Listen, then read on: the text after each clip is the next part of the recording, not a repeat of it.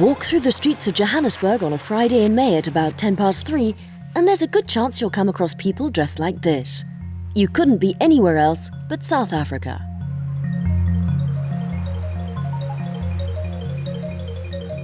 And if you settle down for a while in one of these gleaming shopping arcades that have been booming since the end of apartheid, you'll see that the predominant colour is that of money.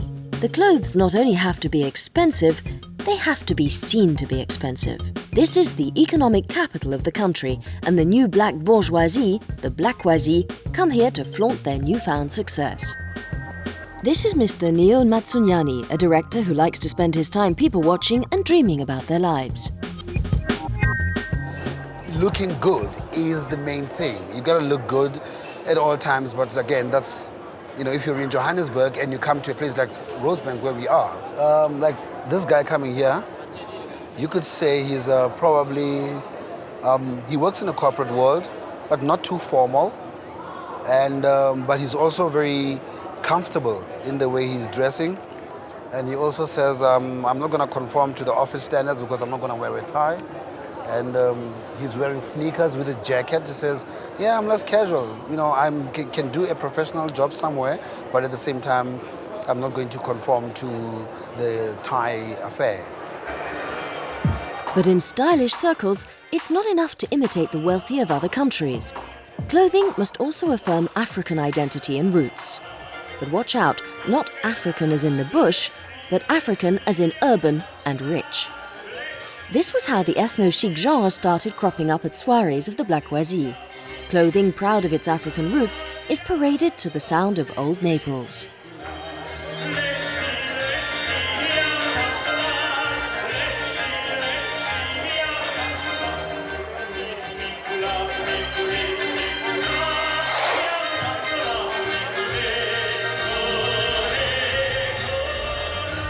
But the first man to make his shirt a standard of African pride was of course Nelson Mandela, the inventor of the shirt which bears his name. The collar and cuffs are European, while the lower half is full, open and airy. The bright, colourful materials strike a contrast with the traditionally dark and sober suits worn by other men of state. And here's the creator of the famous shirt. These are some of the shirts that actually we've made up, which is a very nice pure cotton shirts that creates the ambient, which is actually the whole cut. If you look at it, it's a beautiful cut, and then on the other side we cut them on the side so that because they have to hang outside. The concept of the Madiba shirt actually came from Tata himself, that is the Nelson Mandela. And he asked that he needed something that is not restricting him, and something that is very wearable and also he can breathe within. And understanding as well that where he comes from, because he's been in jail for so many years. And therefore, he asked that, can I then get something, because I already making some shirts in an Afrocentric way. I would say that the effect of the Madiba shirts actually made the country to become more free. With the end of apartheid, the whites of South Africa, who account for less than 10% of the population, started dressing like urban whites everywhere. Afrikaners from out of town lost their hats, safari jackets and rifles, but held on to their shorts, imposing presence, huge shoes, mirror sunglasses, and sense of delicacy. This basic uniform, while no doubt laying their cards on the table, is probably also simply the most suitable outfit for their lives as white farmers. The Afrikaner is not a colonialist. As a matter of fact, we are Africans just like any other African, we just happen to be white.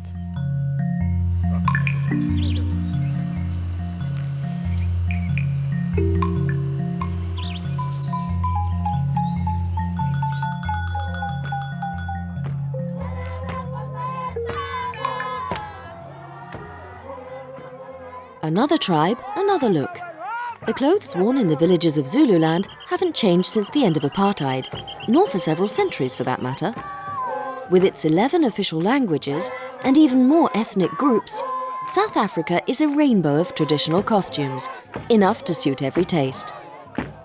But here, more so than elsewhere, these costumes give powerful expression to the warlike power and independent spirit of the Zulu nation. This isn't a display of folk dancing put on for our benefit by the Zululand Tourist Bureau, but a rite of passage to adulthood which goes on for 2 whole days. The bandanas worn on these gentlemen's heads are the emblem of Zulu pride. The young woman in a hat decorated with banknotes is of marrying age. In other words, she's putting herself on the market. Every piece of her outfit symbolises the future success of her marriage. The banknotes on her head are easy enough to decipher. The little oil lamp represents how bright her future life will be. The blanket will protect her home from cold. That and a tea set, and she's ready to go. And here are the singers to get things going with a swing, led by Mrs. Nkosi, who confesses to having no idea what her costume might symbolise.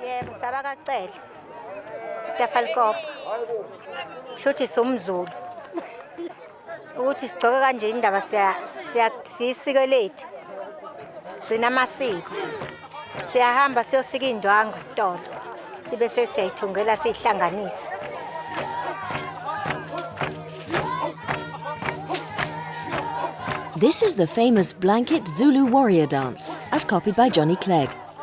The leopard skins they wear on their upper bodies are no longer real. They've been surreptitiously replaced by a synthetic textile easily found in any decent supermarket. The traditional straw skirt is nowadays made of wool, machine washable at 30 degrees. This Zulu dance was originally conceived as a means of terrifying other tribes and white men. Today, it's lost any warlike connotations and is just another attraction at the party. But in town, at political demonstrations, the powerful tribe of the Zulus never misses a chance to bring out the traditional get-up and accompanying arms to display their combined force to those in power.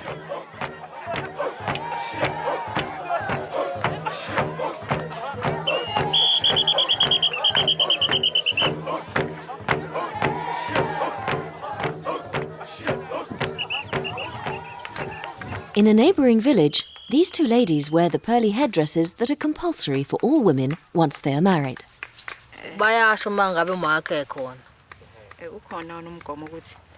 Kodwa nje kona mawushadile uzokwenza lokho uqedele lo sonto uqedele lesibili uqedele lesithathu lesine no 2 months uyaqeda nje kusho ukuthi siye sibone kuyinto enhle thina nje la endaweni okuloku mangabe sigqokile bayakuthanda abantu nokuthi nathi futhi siyakuthanda sikubone kuqopheke kukuhle njengoba senze kanje ikona okusestyleni. Working with beads is always associated with love and marriage. Every motif and colour has a meaning, combined in a very precise grammar to form actual phrases. The triangle means that you're married, while red next to black means I miss you. If you add some blue, it would become something like, when are you coming home? It could be a message from a village woman to her husband who's away working in the city.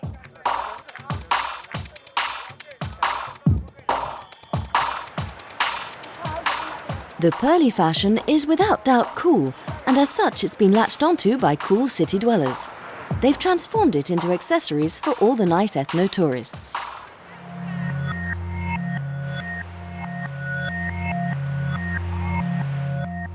In town too, some Zulus have pushed their sartorial inventiveness to its outer limit. There is a group of people in Joburg called the swankas. From a word in Zulu, they call themselves swanka. That means let's boast, let's shine, let's be above the rest, let's show you what we can do, you know, who's the man. Let me show you how I can walk with a walking stick in my hand and that nice little American hat on, button-down shirt, or whatever it is that they wear on. But they say, like I said, swanking means let's boast. So they are official boasters, you know. Swankas originally worked in the gold mines of Johannesburg. On visits home to their villages, they'd show off in their fancy city clothes. Over time, their foppish rivalry was organised into competitions in the workers' camps where they lived.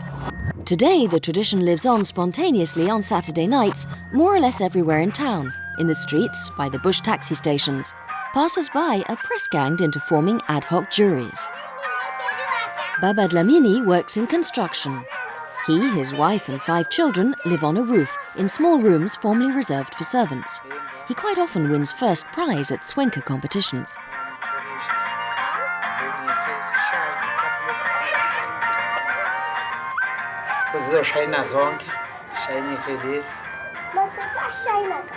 Sishayina kahle. Kodwa ijaji ngeke libone ukuthi iyashayina kahle. Futhi sishayinise senze sure ukuthi siyashayina. Sibone lesicathulo wena. Okay. Thuma hambiza utshela usiswakale lezi ezinye icathulo zami ezisele endlini. Ngamnqamula lentambo libuye dry clean. Le shirt leli lihamba limesha le suit. So le suit le ungathola ukuthi umbala lo enginawo la eshethini lo ukhona la kule suit seyinje manje. Okay, ngiyasebenza ukuthi ngibukeke manje la kuyafana nala. Okay, mangivula isuit yami ngaphakathi kusemqoka lokho uzovula isuit yami la ngaphakathi ivule kanje mawubona ke imbala yabona la ngaphakathi kwesuit kuyafana nala. Okunye futhi ukuhamba kwakho mawuhamba lapha ejajini liyakubheka ijaji ukuthi uhamba kanjani nawe kufanele ukuthi mawuhamba ungahambi nje ngoba ujwayele ukuhamba kodwa ube sowushintsha indlela yokuhamba ukuthi sekufuna ngihambe kanje manje ngoba sengiyathatha lo muntu ngiyam-attract ukuthi angijabulele mayengibhekile.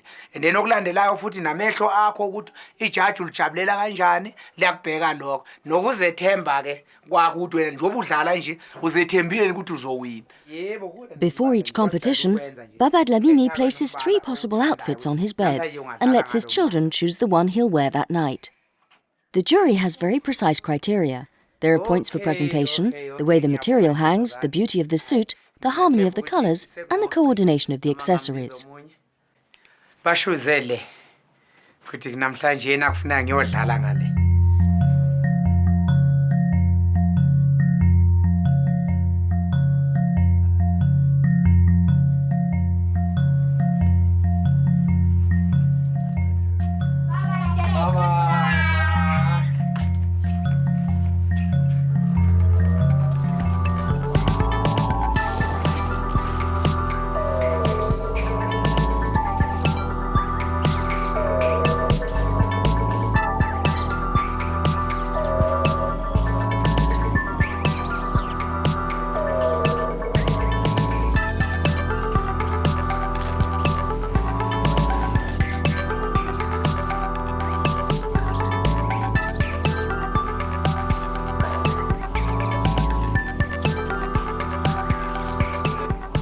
La amasudu la enginawo manje njengamanje mathathu yiwawe competition nje kuphela.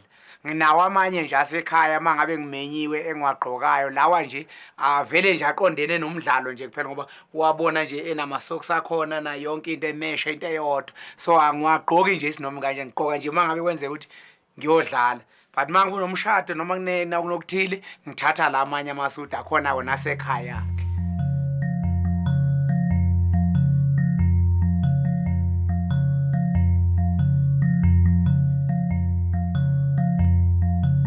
The swanker's sartorial style owes a lot to the 1950s gangster look, which used to be very popular in the townships, a style itself inspired by American movies and Humphrey Bogart. Play it again, Sam. This gang, the most famous of the Sophia Town ghetto, even called themselves the Americans.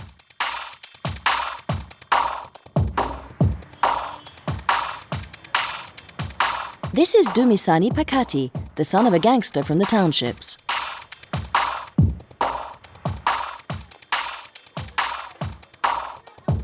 This is me when I was about 19 years old. My first job was an office messenger in an Afrikaans newspaper. So I used to go every time to work dressed like this, in a Sophia Town kind of look, gangster kind of look. I think a sense of looking smart also meant that you had your papers right because you probably had a regular job, so you could afford to do certain things. But that could be a very misleading factor because I know of somebody for a fact, in those days when police would just search you and otherwise. This guy was dressed in a suit, but he had a coat hanger in his pocket. And the policemen were like, so what are you doing with the coat hanger in your pocket? But he looked good. They wanted to let him go, but that coat hanger gave him away because he was a car thief.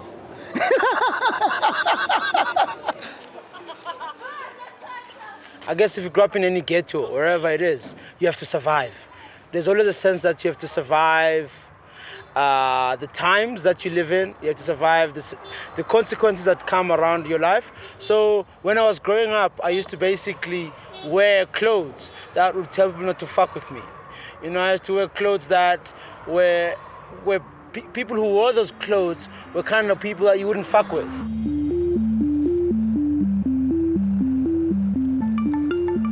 In Soweto, the former ghetto to which all the blacks of Johannesburg were once confined, today's style is understated and restrained.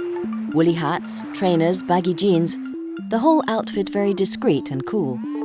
There's very little bigging it up here, unless of course you happen to be driving around in a bulletproof car.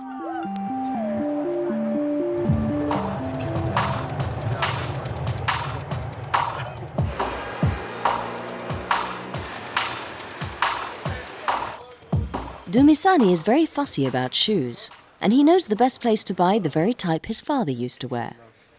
Yeah. Tough shoe for tough men. The two-tone Flosham is a classic. You know, in old films, they just used to show the feet coming out, and he knew that it's a dangerous guy. You just had to see the shoe, just the shot of the shoe going. You know, and then he knew, man, the man wearing those shoes, man, is a bad man. But today's gangsters no longer see the world in black and white. They've dropped the two-tone shoes and now prefer trainers. The history of the black man in this country is always had to run, one way or the other. Run away from the cops, run away after stealing something, run away from bullets. So these shoes you could trust, you know, even if you wore this, you just had that trust in you that you could run so fast. So there's a kind of romanticness that is associated with all-star shoes. It's related to that guy, that Tsotsi guy who could outrun cops, who could outrun cars, who could outrun dogs. So, you know, I bought my first pair of all-stars because I wanted to be part of that culture. Not because I wanted to be a bad guy, just because it was one of the few things as a black boy growing up in Soweto you could be proud of. It's that one guy who could just stand there and like a bullet could just take off and go. And it was, we believed to these, you know? The nickname for All-Star is 35, Itembala Makhumush. 35 is a BMW, one of the fastest BMW. 535 was the gangster's favorite car. Itembala Makhumusha is Zulu. It means the shoe that the thug can trust. Because now I dressed in workwear, you know, wear for workers, clothes that are for like people who work in factories, bricklaying, all the kind of handiwork. I'm very much attracted to this kind of wear which I'm wearing now, which is khakis, simple clothes that people who are working simple jobs wear. And I guess it's my kind of identification with the working class. Among the labourers and other South Africans of the poorest kind are the 2 million or so household servants that are easily spotted by their uniforms. While these have recently become a little less stiff and formal, the colour is still chosen by Madam so as not to clash with the three-piece suite. Say all of us wear it, from my parents, from my granny. Everybody wore this, especially when you work for a white person.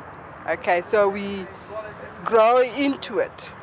So now I'm proud of it because it also protects my clothes, which are expensive, from me wearing it in somebody else's house when I'm doing the cleaning.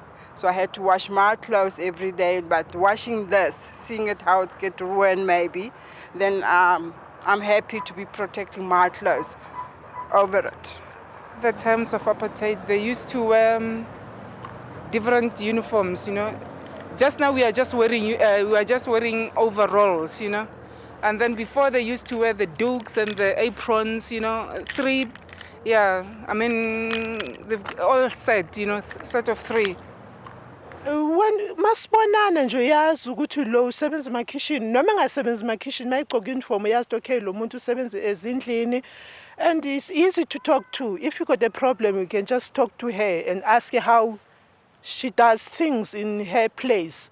I mean emakitchen ngeke senze itoy, but we can just talk. How does she handle the other side and I do my side, then you just chat. I don't feel shame.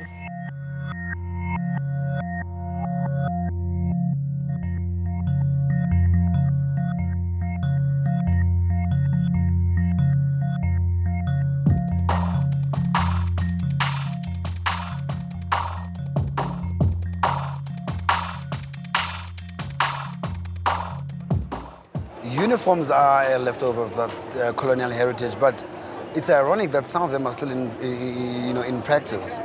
Because sometimes you do go, when I was still a nice, good Christian, going to churches and stuff and starting to mix with other races, and I said, but why aren't the white people wearing any uniform? And it always bothered me. To me, and then that I think also put in a lot of negativity in the way I looked at Christianity. Because I'm like, why is it that black people will wear uniform but white people won't? What is the colonial mentality that goes with it? What are they saying that they're not saying in words? The thousands of different uniforms worn by the followers of South Africa's 6,000 churches attest to the history of a country that's been constantly torn apart into a multitude of tribes and sects. But at the end of the day, we're all equal before the Lord. We all know that.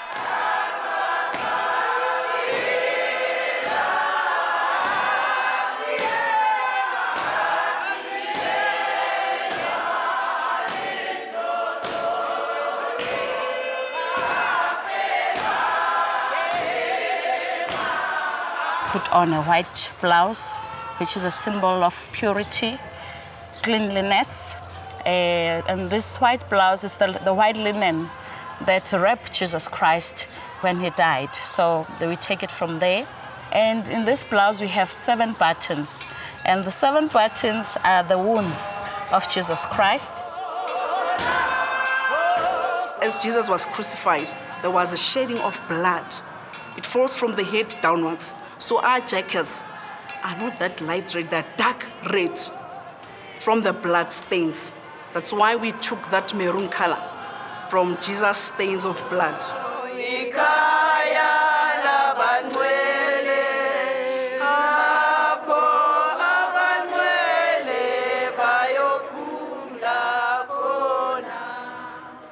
Today, the young generation of blacks, those who were, as they say, born free after the end of apartheid, want their own clothing identity, one that's free of the old black and white dichotomy. This is Jedi, a young freelance worker on national radio, who exemplifies this young generation in search of a new voice and new colours. I think this dress is terrible. I don't know, for me, it represents the image that the whole wide world has of Africa. And it's kind of like a hectic stereotype. And I would never actually wear it. I would never wear something like this. And that dress is quite cool. I'm not quite sure about Mandela being on my clothes, but I like the style because it's also very, very simple and plain. And the cuts as well, it's a bit like old and new put together to make it African, a bit modern. So you see, I'm not sure about Mandela at the bottom, but I think the way they did it, like from a distance, it looks like it could be perhaps like hats, like the normal Sotho hats, and it might look nice. I mean, I don't like wearing people's faces on my clothes all the time, but since it's Mandela, I could. People were so constantly in mourning during the apartheid era that they ended up dressing dark clothes most of the time. I know I do. I'm always in very dark clothes. Bright clothes to me signify something that I cannot identify with, and maybe that's why I have a problem with my daughter when she's multicolored and looking like a rainbow. I'm like, whoa, but that is an expression of her spirit. To say, I'm a free spirit now, your days are gone, I'm sorry it happened, but this is my time now, and I'm going to reclaim what I think is mine.